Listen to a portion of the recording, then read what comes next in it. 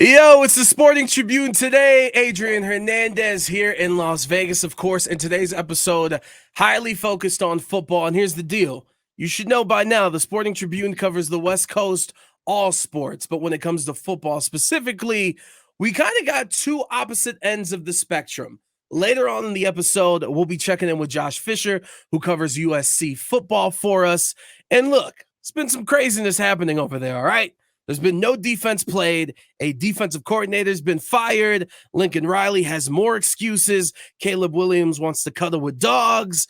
But then here in Las Vegas, they kind of already did some firing. GM's out. Josh McDaniels is out. A new Compton head coach is here for the Raiders, and they're super excited. So we'll bring in our guest right now from Bleacher Report, also covers the Raiders for Odyssey, the Silver and Black Today podcast, where you should check out wherever you get your podcasts. Moton joins us. Mo, how are you, my friend? It's a brand new day in New York City. It's a brand new day in Las Vegas. RWA, Raiders with attitude. I don't know if you saw that posted on the official X handle of the Raiders, but posted a picture of Devontae Adams, some Raiders, and R period W period A, Raiders with attitude. I like the attitude they came out with against the Giants. Yes, I know the Giants are a dumpster fire. They're terrible, arguably the worst team in the league. They had Tommy DeVito, their third-string quarterback, out there. I don't care because guess what? The Raiders played a 2-7 Bears team and got squashed 2 weeks ago. So tell me, is there a difference between that Raider team that got squashed by a 2-7 team and the Raiders team that did the squashing to a 2-7 team this past Sunday? I think so. No, there definitely is a difference. And by the way, we cannot bypass this before we get into everything. Is this why the all-black look looks phenomenal? Is this the new Raiders attitude right now? This is the new RWA. This is definitely. I should have came on here with my chain on to complete the look. That's my apologies for that. But I usually get on here with two chains. I should have came on with the two chains to just put the period, put the exclamation point in the bow on the new Raiders attitude. But next time you have me on, I definitely will have those chains on. Look, I respect it. And for those that I hope follow me personally, you should know, well, Moton's actually been on the show before, so this isn't his first time. Now officially a friend of the Sporting Tribune today, but also with my other responsibilities here in Las Vegas, we talk a lot. And Mo, before we get into things like a first date, the thing should be let the other person talk about themselves and they'll think the date's fine because everyone loves talking about themselves. So I'm going to do that. We did a season preview, my friend. You, along with your co host, Scott Gobranson, were looking at me kind of crazy when I was like, hey, guys, kind of have the worst quarterback in the division. You guys are talking about Jimmy G throwing for 30 touchdown passes and Josh Jacobs going close to 2,000 yards. We kind of didn't sign anybody on the offensive line. And hey, that defense has one guy and a whole bunch of dudes that worked at a In-N-Out here locally in Las Vegas. And that's kind of who we got on defense. And look what happened. Can I get a champion? I'm doing a champion's pose. And can I get some credit, please? Because I saw this happening. You did. Although I didn't say 30 touchdowns. I said maybe he gets to 30. Maybe he has a career high 30. If he continues, tape, if he stays Mo. healthy. Be careful. I got the tape. If he stays healthy. But, obviously that didn't happen. Jimmy Garoppolo is the worst quarterback in the division. I think Scott and I said he could be the third best if Russell Wilson is still the Russell Wilson of last year. Russell Wilson is actually showing some improvement. It's not the same Russell Wilson we saw in Seattle, but it's clear that Jimmy Garoppolo, you're right, is the worst quarterback in the division, and that's why they had to bench him for Aiden O'Connell. I think fans were calling for Aiden O'Connell 2-3 weeks ago. Jimmy Garoppolo, his interceptions, we call him Jimmy Gimmies on Silver and Black Today, Scott and I, and he just threw one too many Jimmy Gimmies as a starter. I believe at one point last week before week 9, he led the league in interceptions and he had missed 2 games. So the interception rate was just ridiculous. And they had to make the decision and they had to move on with Aiden O'Connell.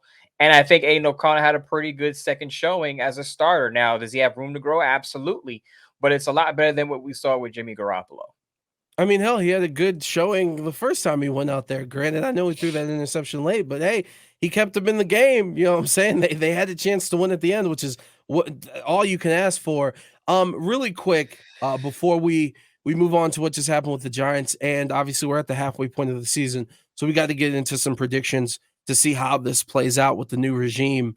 Um, I do just want to ask you, you know, what you think of McDaniels finally being fired. I think it's safe to say that we're kind of surprised that it happened in season. Um, it, in one way, I know fans were clamoring for it. A lot of people were. I was. We saw all the viral videos of not paparazzi, but just fans pleading with Mark Davis to please fire him anytime he was out in public. But what you make of the firing? I wish I had spoke to you before the trade deadline because I don't know if anyone watching this saw this, but I was on my Bleach Report live the day of the trade deadline, and a lot of people were asking me why didn't the Raiders make any moves, either trading for players or trading players out, i.e., Hunter Renfro. And I said I had a theory that the reason the Raiders stood pat is because they're going to dump Josh McDaniels before the 2024 season. He's not going to survive this season as a head coach. So what they're going to do is run it back with the basically the core guys that they have and just have a new head coach in there. And lo and behold, Tuesday, after they lost to the Detroit Lions, they fired Josh McDaniels. Now, there are a lot of things that led into that. We'll talk about that. But at the beginning of the season, I said Josh McDaniels probably gets a third year. But when you watch the Raiders offense and how bad it was with the players that they had, you had to believe that Mark Davis was getting impatient. And I said this before, owners don't like to see their teams embarrassed on national TV.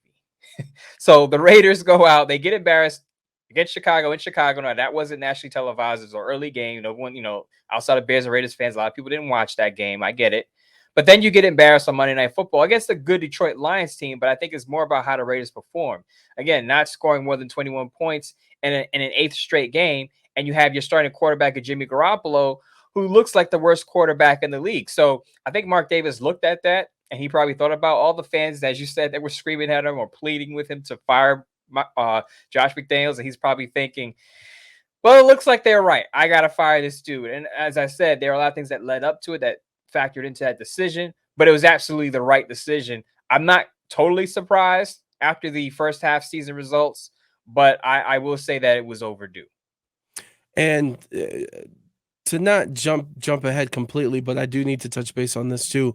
Of course, I think the news of all the pregame shows across all the NFL networks was the report about the meeting that the Raiders had, where it got a little defensive with the Giants and Patriots rivalry. And full transparency, we are working on trying to get Jay Glazer and Ian Rappaport on the show. Hopefully, we can make that happen. Requests have been sent. Stay tuned. But with the report and everything that's come out, just what do you make of that chaos? And does that change? And okay, so now this is gonna branch out. Does that change your opinion on Josh McDaniels? And something that I've seen that if you want to touch on, or if you don't want to touch on it, it's okay. It's up to you. But does this even change the way that you view Derek Carr or some of the things that happened last year with Josh McDaniels? Now that we see what's kind of happened. First of all, I want to say it doesn't change my opinion of Josh McDaniels because I was skeptical of him to begin with. I was wondering, did he learn from his mistakes in Denver? And it's clear that he did not. He still struggles with building bonds and relationships and rapport with his players and coaches. And that's why they called him out.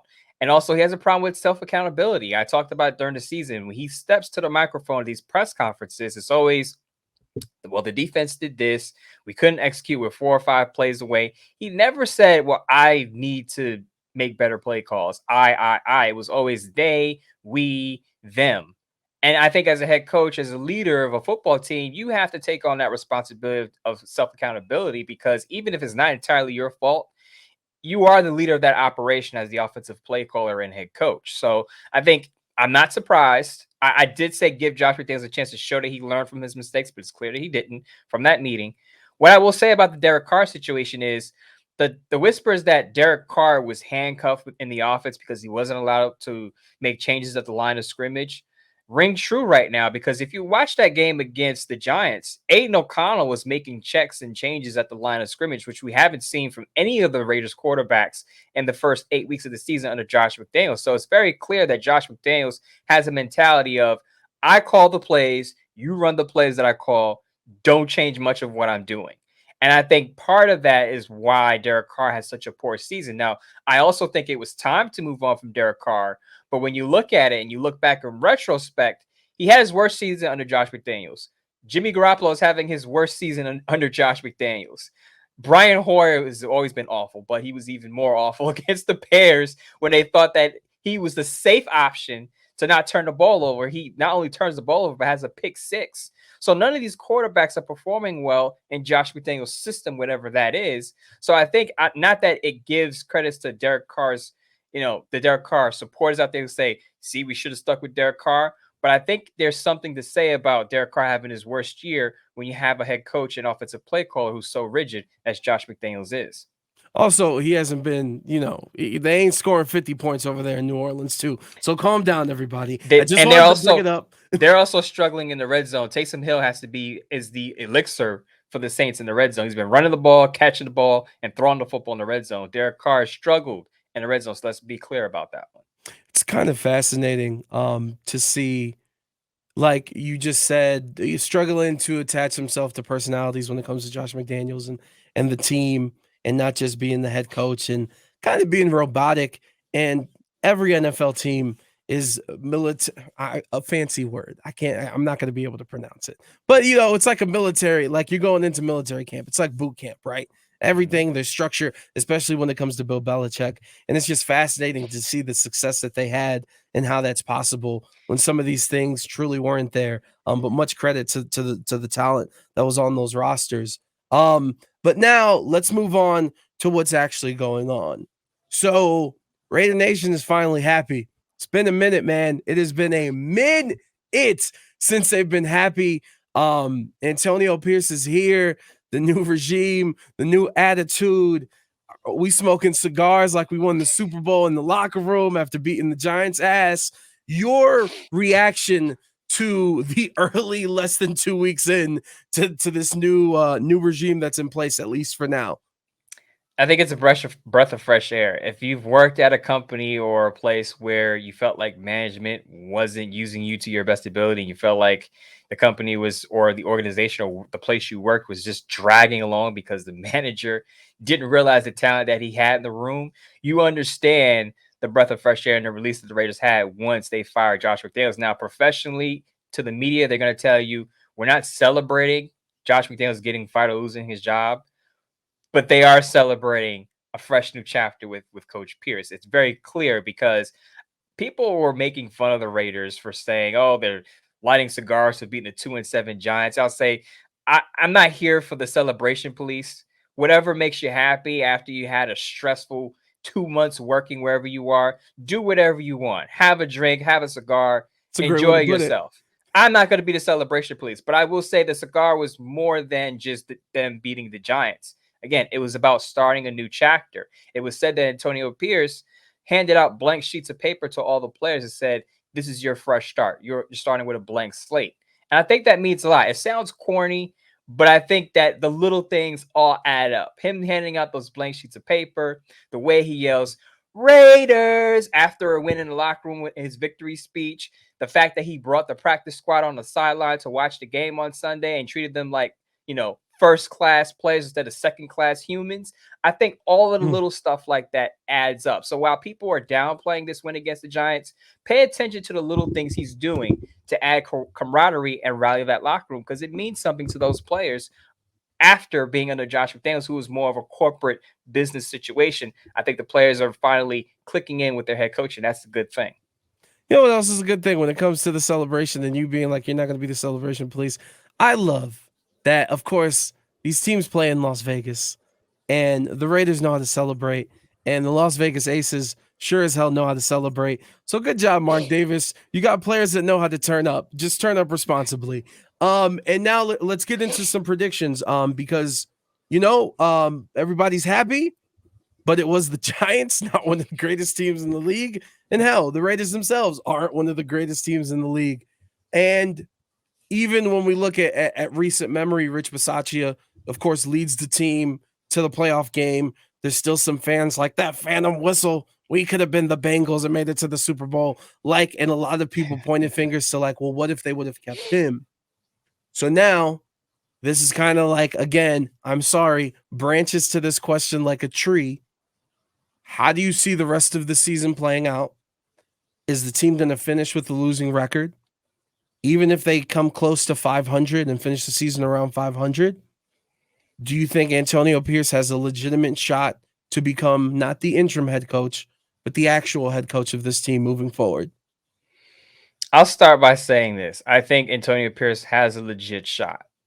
But as I have a piece up, it's actually already up on Sportsnot that he has a simple yet narrow path to being the full-time head coach because he's not a play caller, defense or offense.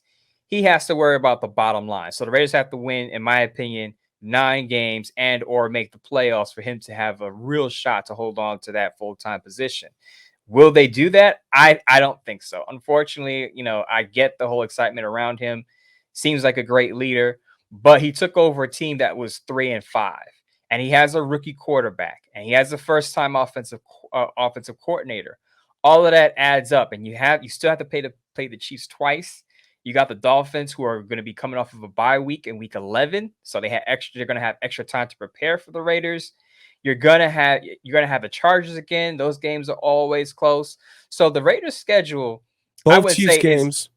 right. And both, as I said, both Chiefs games, one of them on Christmas. So the Raiders' schedule is going to get a bit tougher very soon after the Jets. And that's not even a gimme game because the Jets have beaten the Buffalo Bills and the Philadelphia Eagles with Zach Wilson under center. They're the only team to beat the Philadelphia Eagles. So while the Jets looked awful against the Chargers on Monday, just a reminder, they're the only team to beat the Eagles with Zach Wilson. So don't overlook them. So it's going to be a tough road. And as I said, with a rookie quarterback and a first-time offensive play caller, I think the Raiders finish just short of a playoff spot. I think they're going to win 7 games. I'll give them 8. If there's an upset here or there, who knows? Because you got to factor that in. There are injuries. But I think 7, 8 games is where the Raiders land. And I think it's just short of him getting a serious shot at the head coaching position. Because as I said, I think it has to be 9 wins or more and or playoffs for Antonio Pierce to keep that job. Because if you look at the landscape right now, most teams are hiring former play callers. So